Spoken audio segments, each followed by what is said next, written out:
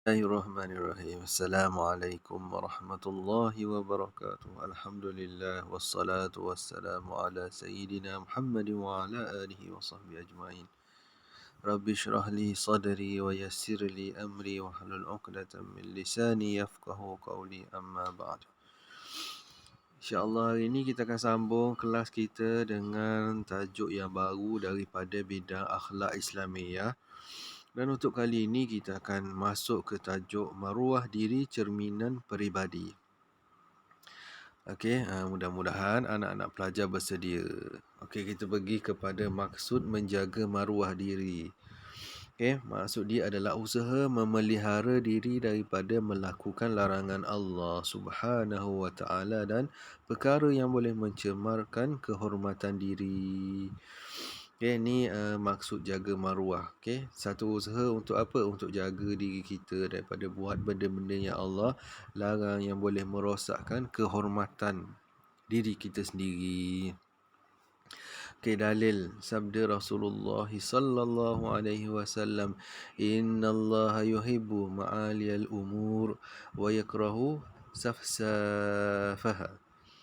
Sesungguhnya Allah suka kepada perkara yang bernilai dan mulia serta membenci perkara yang keji. Sayyidina Umar pula berkata, karamul mu'min taqwahu wa dinuhu hasabuhu wa muru'atuhu khalaqah. Kemuliaan seorang mukmin terletak pada ketakwaannya, agama pada nilai diri dan maruah pada akhlaknya. Ini adalah dua dalil yang datang daripada Rasulullah dan satu lagi daripada kata-kata Sayyidina Umar bin Al-Khattab. Cara menjaga maruah diri, yang pertama panduan pakaian yang bermaruah. Ni dia cerita yang pertama tentang pakaian. Ada 5 kat situ. Yang pertama, kalau sebut pasal pakaian ni, yang pertama mestilah menutup aurat. Kita tahu aurat lelaki kat mana, aurat perempuan kat mana. Jadi mestilah kita orang Islam ni menutup aurat. Orang yang tak tutup aurat tu orang yang tidak bermaruah. Yang kedua, kemas dan bersih, bukan selekeh. Kemudian tidak mencolok mata. Orang tengok menimbulkan fitnah. Kemudian tidak mengandungi lambang, gambar dan tulisan yang dilarang. Pakaian yang kita pakai tu tak ada simbol-simbol yang bertentangan dengan syariat kita. Tak ada lambang-lambang. Contohnya lambang baju yang kita pakai tu ada lambang logo arak ke apa ke. Ni adalah benda yang boleh menjatuhkan maruah diri kita. Ataupun lambang agama lain, pakai baju yang ada tanda salib ke. Itu contoh dia.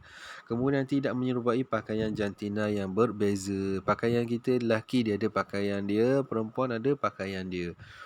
Jadi kita pakai pakaian mengikut jantina kita. Kalau kita lelaki, kita pakailah pakaian yang sesuai dengan lelaki. Kalau perempuan, begitulah. Kemudian panduan percakapan pula. Yang kedua dia cerita tentang berkata-kata. Yang pertama, percakapan yang sopan dan tidak keterlaluan. Dia cakap yang baik-baik dan tidak melampau dalam bahasa dia. Tidak bercakap menggunakan bahasa-bahasa yang melampau. Intonasi dan nada suara yang sesuai dengan suasana dan orang yang mendengar. Kita tengok siapa audien kita, siapa yang kita nak bercakap, maka kita gunakan intonasi kita dengan nada yang sesuai dengan orang yang kita lawan bercakap dengan dia. Kemudian bermanis muka semasa bercakap. Dalam bercakap tu kena ada senyum, bukan bercakap dengan masam, tapi ada ketikanya lah. Kemudian bercakap perkara yang berfaedah. Bercakap benda-benda yang ada faedah dan yang tak melibatkan benda-benda yang mengutuk orang, benda-benda negatif. Jangan cakap benda-benda yang macam tu. Tu antara panduan bercakap yang bermaruah. Kemudian panduan tingkah laku pula, mengamalkan budaya berjabat tangan mahram. Ni maksud dia, kita bersalam dengan orang yang kita boleh bersalam sahaja. Tu maksud dia. Dengan orang yang tak boleh, kita tak payahlah. Contoh, seorang anak perempuan dengan bapa dia. Oh, betul lah tu. Tapi kalau dengan yang bukan mahram, benda tu benda yang dilarang. Jangan jadikan amalan pula. Okey, meminta izin sambil menundukkan badan bila lalu di hadapan orang yang lebih tua. Lalu di depan orang, kita seolah-olah kita menghormati dia, kita rendahkan sikit. Okey. Kemudian menolong orang yang memerlukan. Kita tolong orang-orang yang memerlukan pertolongan. Kalau kita ada kelapangan, kita mampu untuk tolong, kita cuba tolong dia. Okay, contoh tingkah laku bermaruah. Yang pertama, menundukkan pandangan. Maksud dia tak adalah mata tu melihat, tengok je benda-benda yang boleh mendatangkan maksiat dan dosa kepada dia. Kemudian menjaga kemungkaran. Menjaga ni maksud dia mencegah. Tengok benda-benda yang tak baik yang berlaku di sekeliling. Kalau kita ada kemampuan untuk mencegahnya, maka kita cegah perkara tersebut. Kemudian jawab salam. Orang dah bagi salam, maka kita waalaikumsalam. Jangan diam aja. Sebab jawab salam ni adalah salah satu tingkah laku yang baik kita tunjuk kat orang. Sebab orang ni kadang-kadang komplain.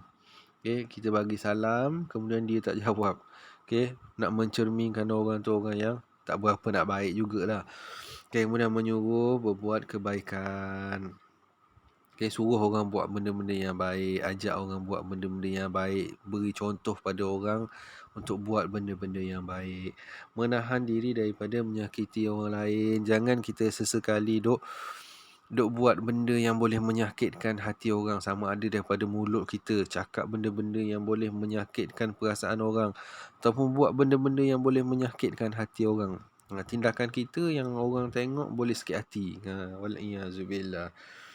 Kemudian hikmah menjaga maruah. Macam biasa, yang pertama, siapa yang jaga dia akan dapat pahala. Kemudian Allah akan sayang kepada dia.